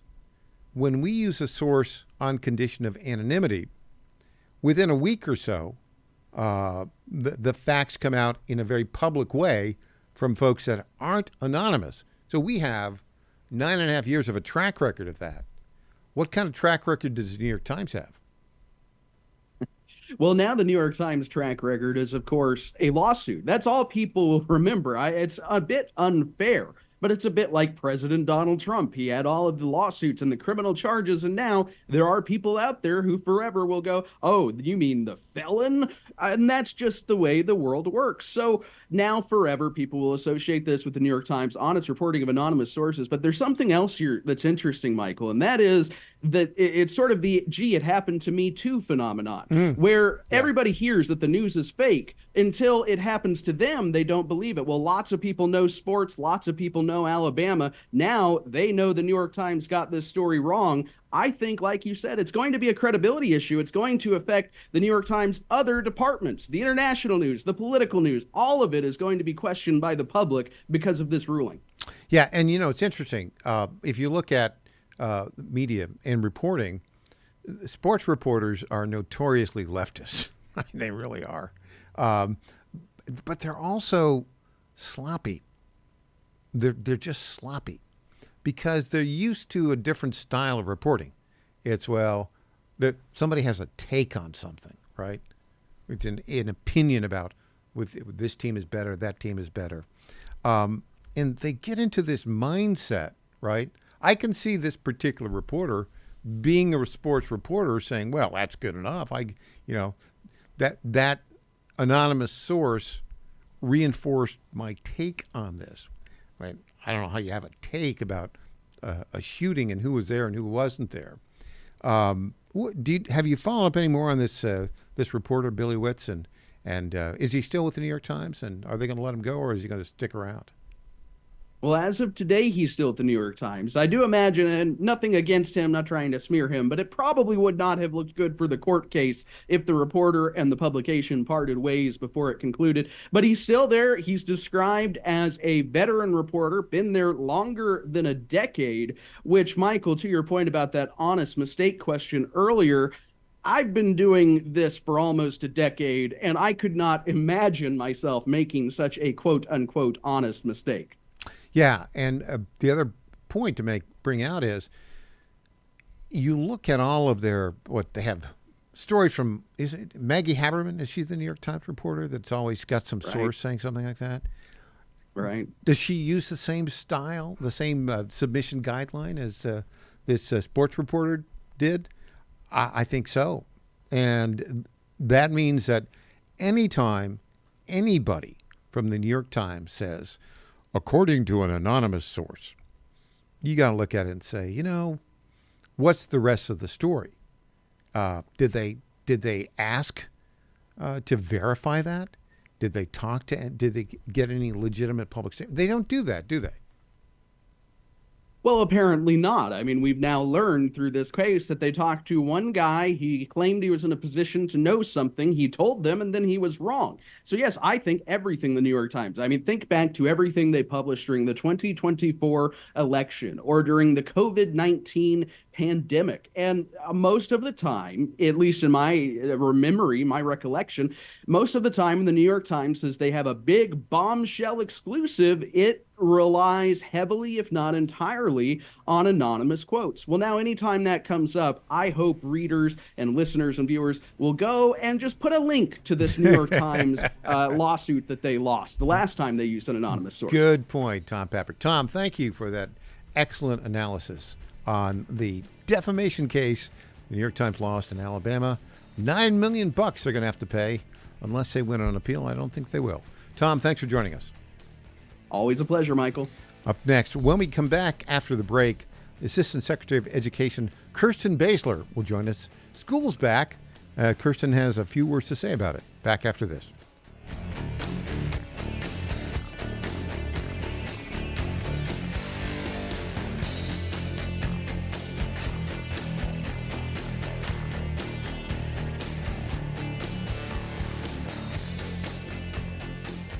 This is Crom Carmichael, CEO of Solti. We got a wonderful email from one of our customers up east named Joe, and here's what he had to say. I started taking Solti almost out of desperation with little hope because I was resigned to the futility that although I was up to taking 2 statins a day, high cholesterol was something I just had to learn to live with. In fact, when I turned 60, after taking a stress cardio test, my doctor called me on a Saturday, which of course is never a good sign, and told me that I was clogged more than 95% of the people my age. I had an angioplasty and a stent procedure done at that time. Today, my stubborn triglycerides are only 1/3 of what they had been before starting taking Solti. My prescription statin dosage has shrunk from 60 milligrams to only 10 milligrams a day. My primary care doctor that I have had for many years still can't believe the results, and neither can I. Thank you, Solti, for providing such a wonderful product. And folks, I want to invite you to take care of your heart also by going to GodzillaHeart.com. That's GodzillaHeart.com. Use the code Godzilla at checkout, and you'll get a 50% discount on your initial shipment. Thanks so much.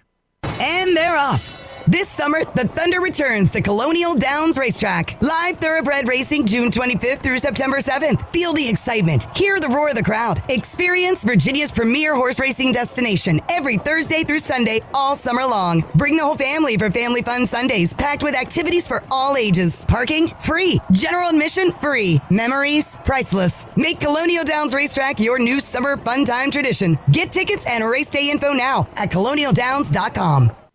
August 17th. Big changes are coming to the John Fredericks Media Network.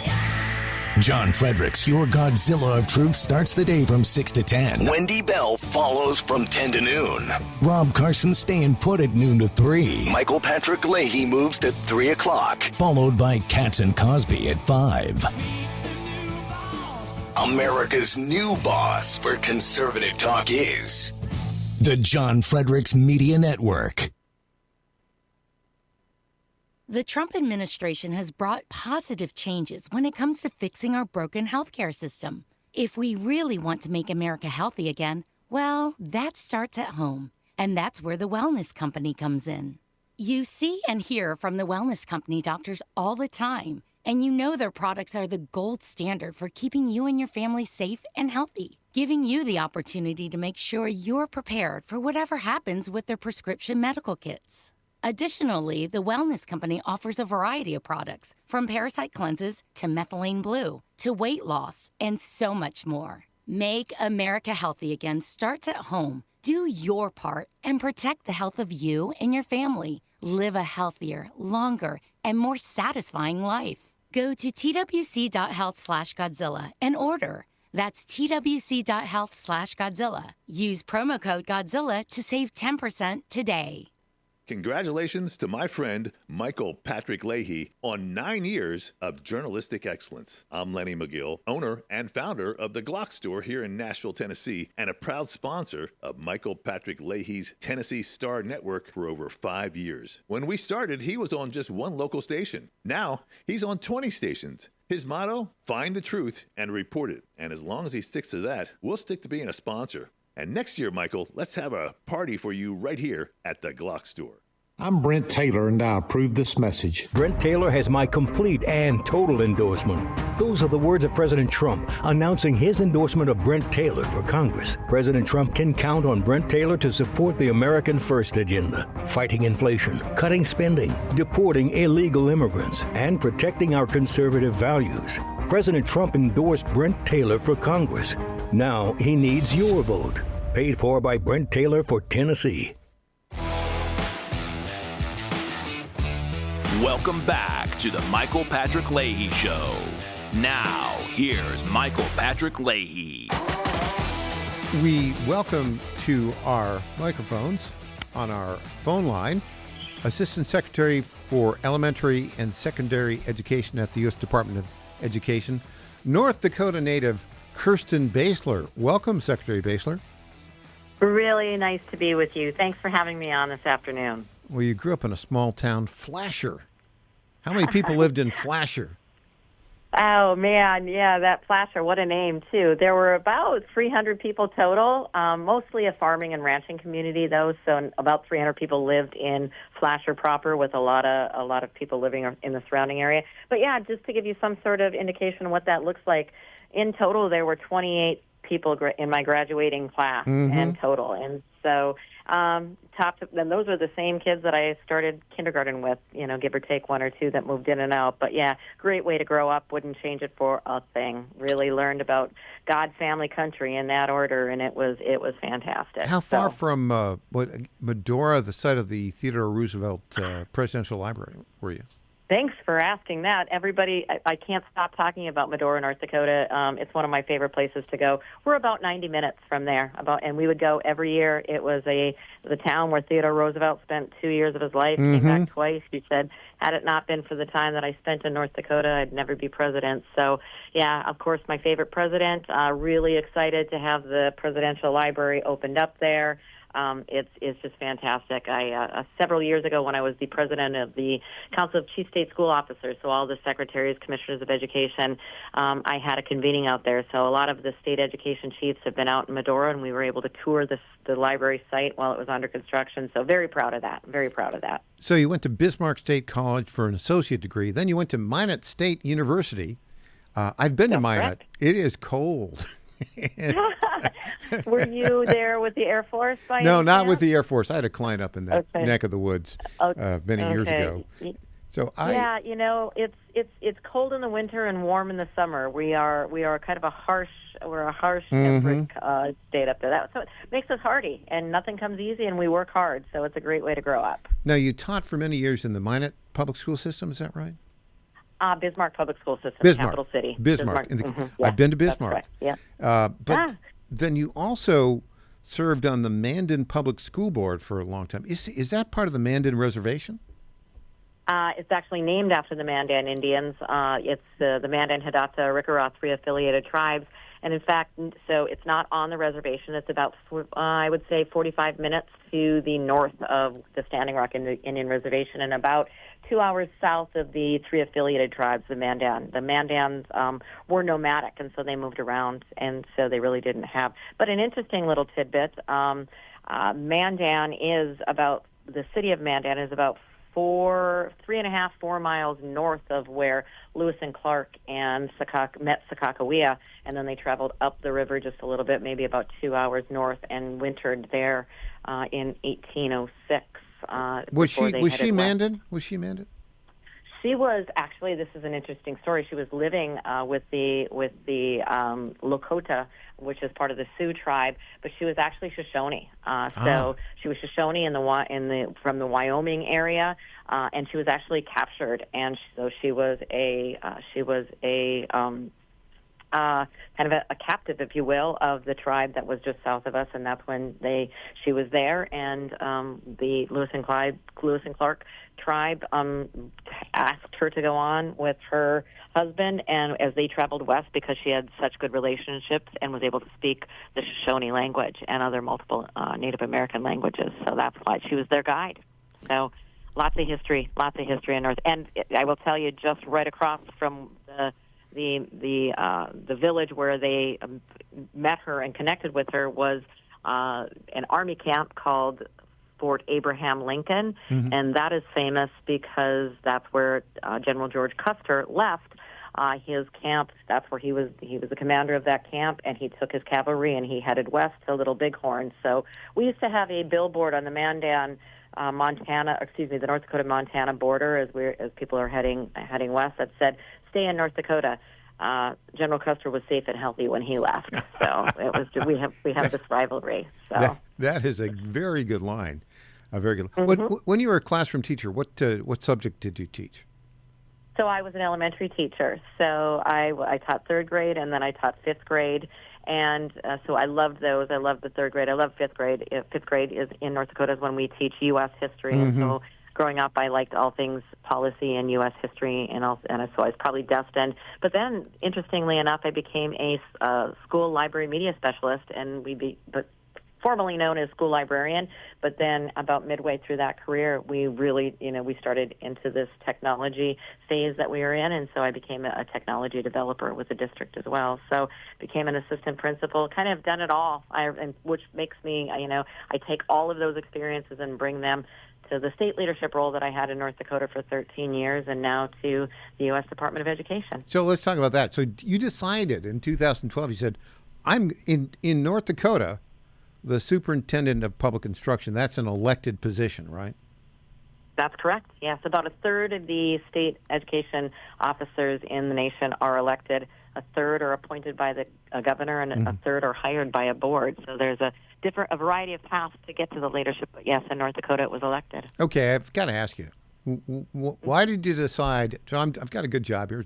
Why did you decide I'm going to run to be the North Dakota superintendent of public instruction? That is a good question. It's not. I certainly didn't, think as a 22-year-old, I'm going to be the superintendent of public instruction. That's what I want to aspire to be. But it really is par for the course for every decision that I made in my career. I honestly, truly started out as a teacher's aide. I had started attending school, and my declared major was pre-law. And it's not because I wanted to be a litigator or a prosecuting attorney at all. I just was really, really appreciated how policy brought organization and governance to this wonderful republic that we live in. So I was very interested in the policy side of things. And as I was working my way through college, trying to pay tuition and pay for housing and all the good things that come along with that, I started working as a teacher's aide in an elementary school, and I fell in love. And as I had mentioned, growing up in Flasher, I grew up in the youngest of 7 children. My father was a Korean War infantry platoon sergeant, and my mother, they were engaged, came back and just raised all 7 of us it was never a question of if you served. It was just finding out how you could best serve, and you better go do that. And so I really, at that point, I thought, this is how I can serve. This is what I'm called to do. So I went to college and got my teaching degree. And so for my first part of my education degree, I was able to help 3 children, create a better life. And then a classroom teacher, 25 to 28 children. And then I was a building leader, and that was 300.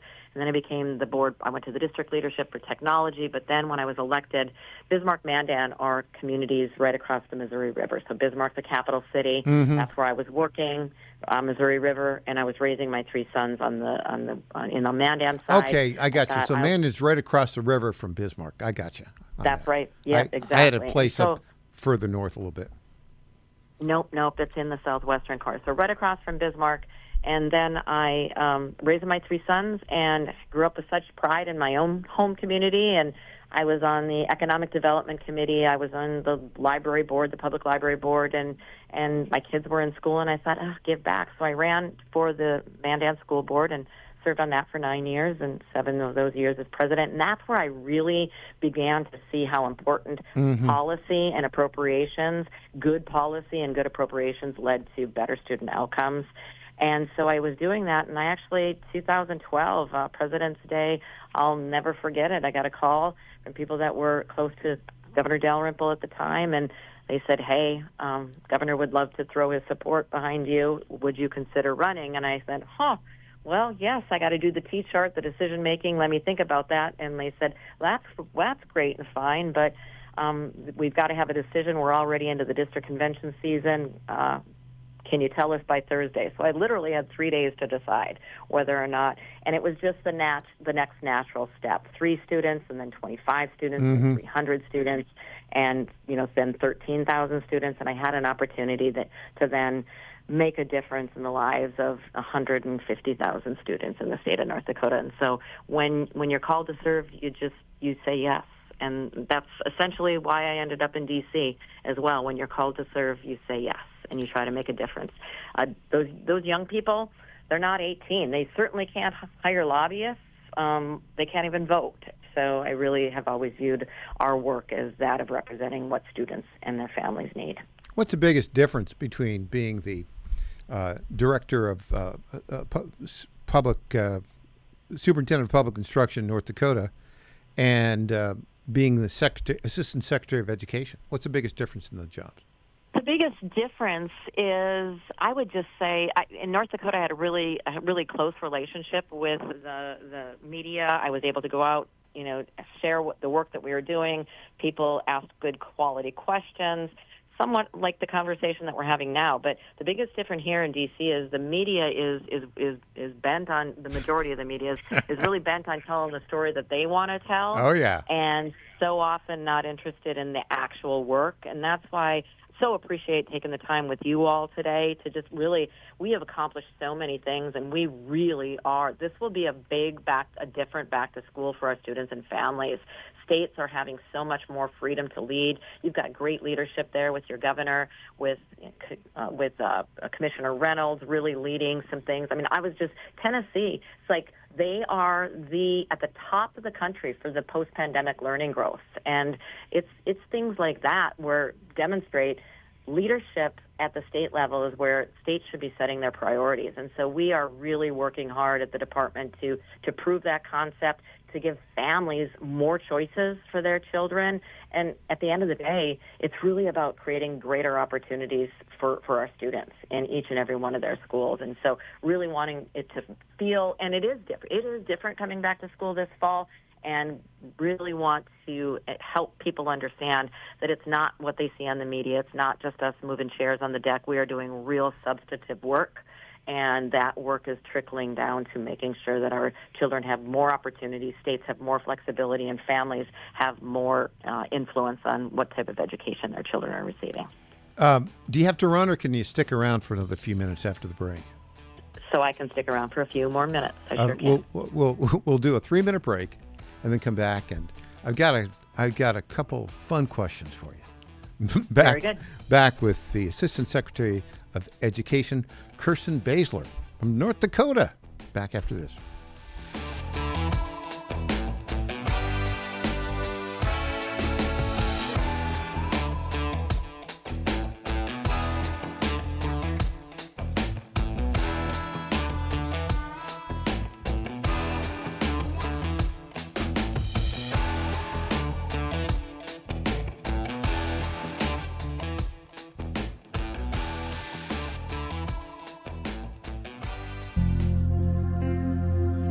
Ponder this. It's amazing how many of us choose to go about our daily life without recognizing others who cross our paths each day. Take, for example, your morning walk, run, or workout at the gym. As we encounter others, often we don't make eye contact, let alone smile or greet each other. Listening to music or a podcast with our earbuds is so much more preferable than having to greet others we encounter. As a result, people are becoming more and more disconnected from each other. So let's start a human connection trend. Here's an experiment for you to try. Put your phone and earbuds away for a day while in public. Try to engage others in your path with a simple smile and a kind hello. These simple gestures will become a powerful force in the world. A smile costs nothing, but can be a powerful tool to brighten the day for others. Let your smile be a light for all to see.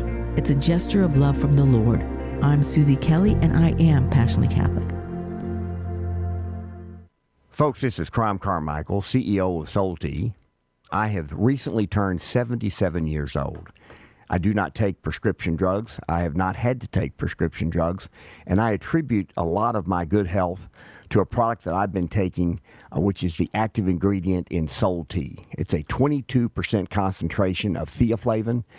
We did clinical trials on it 25 years ago and found that it helped lower cholesterol. We have had many, many hundreds of letters and emails from customers telling us how it has helped them not only manage their cholesterol, but lower their triglycerides and help them on their blood pressure. And I can't tell you how much I attribute to Soul Tea for my good health at age 77. And I encourage you to go to GodzillaHeart.com. That's GodzillaHeart.com. And use the code Godzilla at checkout, and you'll get a 50% off on your initial shipment of Soul Tea. And I promise you it will be a great help for your heart health. Thanks so much. Wagering at its finest, playing at the highest levels, under the highest stakes for more than a decade. This is the world Past the Wire has conquered, bringing you uncompromised thoroughbred authority and elite track data that anchors the game. But the modern wagering landscape is expanding. Every sport, every line, every prop, and every high leverage future, we decode the metrics across the entire board. From game day spreads to the explosive new frontier of prediction markets and event contracts, we give you intelligence to dominate the modern financial exchanges. Because in the end, it's a battle. You versus the house. You versus the other players. In this arena, we fight with you. We are your ultimate edge. Welcome to the Ultimate Wagering Network. Subscribe to Past the Wire TV and turn on notifications, because when the dust settles, nobody does it better. Saturday morning, 6 on the radio, 11 on JFMN.TV. Honesty, integrity, help Tennessee, MarkPody.com. The values that have made Tennessee strong, faith, personal responsibility, freedom, and respect for one another, are rooted in timeless godly principles. Those values are worth protecting, and I'm going to continue fighting to preserve them for our children and grandchildren. I'm Mark Pody, and I'd be honored to earn your vote again. MarkPody.com. Paid for by the campaign to elect Mark Pody. Candace Graham, Treasurer. Welcome back to the Michael Patrick Leahy Show. Now, here's Michael Patrick Leahy. We are joined by Assistant Secretary of Education for Elementary Education and Secondary Education from North Dakota, the great state of North Dakota, Kirsten Basler. Secretary Basler, I went to business school with a buddy of yours, Governor Doug Burgum, who's now the Secretary of Interior. He's a great guy. He was a year ahead of me. Oh, my God. Yeah, he's a year. Of course. And, yes, Stanford. I read that in your bio. I had no idea that you guys were there at the same time. What a great man, isn't he? He's a great guy. He was a year ahead of me, and I could tell the guy was headed for success. He was just, that literally the guy who literally bet the farm yes, to start a company. Yes, so true. I have a funny story about that. So when I was thinking about running in 2012, Governor Burgum, or at that time businessman Burgum, he was a small town kid like me, as you know, and he really understood the importance of education, and he was really searching. He had been searching when he came back to North Dakota for somebody to lead the state in education. And so he had heard that I was thinking about running, and he reached out to me. He was a huge supporter of mine, to make it the long and the short of it. We had known each other earlier. He had hired some friends of mine at his company, and he it really encouraged me shot a video for me in my first election campaign, 2012. And then in 2015, I heard he was thinking about running. I was in Fargo, and I asked him if he would have coffee with me. And I said, hey, you were part of the reason I said yes. It'd be really great if you came and joined me at the Capitol as governor. And so it was just a funny story. So, yes, what a wonderful man. Great guy. Wow, you guys were Stanford business mates together. That's fantastic. Well, he was a year ahead of me, and we were friendly. I wouldn't say we were friendly acquaintances, and we keep in touch with him. But great guy. By the way, I'm delighted that somebody who's actually been in the classroom is an assistant secretary of education. I have a mystery here. I wonder if you could help me solve it. You're probably familiar with a method of teaching reading, writing, mathematics to K-5 kids that this fellow Sig Engelman developed in the direct instruction. I'm a big fan of that. Bob Luddy at Thaley's Academy championed it in the private sector. Why is it, Secretary Basler, that more public schools haven't adopted direct instruction for teaching reading and math? I think that's a very fair question, and I too am a big fan of direct instruction. If direct instruction weren't necessary, then why don't we just put a book underneath a child's pillow at night, and just by natural absorption they would learn how to read, right? That's it. I oversimplify it, but that's how silly it is. I just think for a time there were a lot of theories out there about how to get children to love reading, and if you just let them explore, that they'll naturally come to the osmosis of learning, and that really isn't how learning works. And I see us moving back towards direct instruction, and I see a lot of people understanding the importance of it. We're not there yet, but that's why it's so important that we empower states, that we empower our local leaders, because those that are really in the weeds of actually teaching, they know when children are learning. I think a lot of it has to do that we didn't have the science, we didn't have the brain science, we didn't have the medical technology, so the science of learning was a mystery. We didn't know what was going on behind the eyes as a child was looking at a book and learning to decode and make the sounds of letters come together to form words, to form sentences. But now with the medical advancements, there is no denying. We know what is going on behind a child's eyes now. We can put those little electronic skull caps and we can see where the synapses are. So there's really no reason for us to be debating this anymore. But the reason is that we're taking such a long time to get there is because we have a really disjointed system of education. And that's why, and to be frank with you, the federal government intervened and meddled in things that weren't theirs to meddle with. And they tried to point a direction to all 50 states as this is what you should be doing with your money and this is how you should be doing it. And that's what we are undoing right now. States really have a better connection with their research universities. They have a better connection with their local leaders, and they are making better decisions. That's why you see Tennessee as the top of the country in the learning post-pandemic growth, because they are working together hand in hand, testing ideas. But the testing is over, and direct instruction is the way that we need to absolutely go. My oldest granddaughter started kindergarten yesterday, and direct instruction is the only way that she's been learning, and it's the only way that she will continue to learn with me as her grandmother. So, Secretary Basler, you have just made my day. I've been talking about the importance of direct instruction as a methodology for teaching reading and math in K-5 for 6 or 7 years now. So that's just music to my ears. When are you coming to Nashville so we can talk more about all the great stuff you're doing?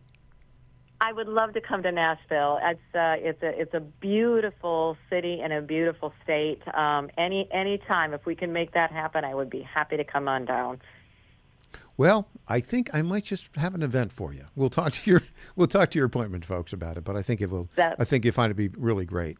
It is. That's fantastic. Thanks so much for sticking around for the second part of this interview, and you're doing great work, and we just really appreciate your time today, Secretary Basler. It was a delight to speak to you. You have a wonderful weekend. All right. Thanks very much. Well, there you go. Wow, that's great. At the highest levels at the Department of Education, Secretary Basler, the Assistant Secretary of Education for Elementary Education and Secondary Education, that's K-12, is familiar with the direct instruction methodology that I've been talking about for years and years and years, and I'm just delighted that she's a big fan of it as well. Well, that's it for our show today and this week. We will be back on Monday at 2 o'clock Central Time, 3 o'clock Eastern Time. I'm Michael Patrick Leahy. The website, TennesseeStar.com, TennesseeStar.com.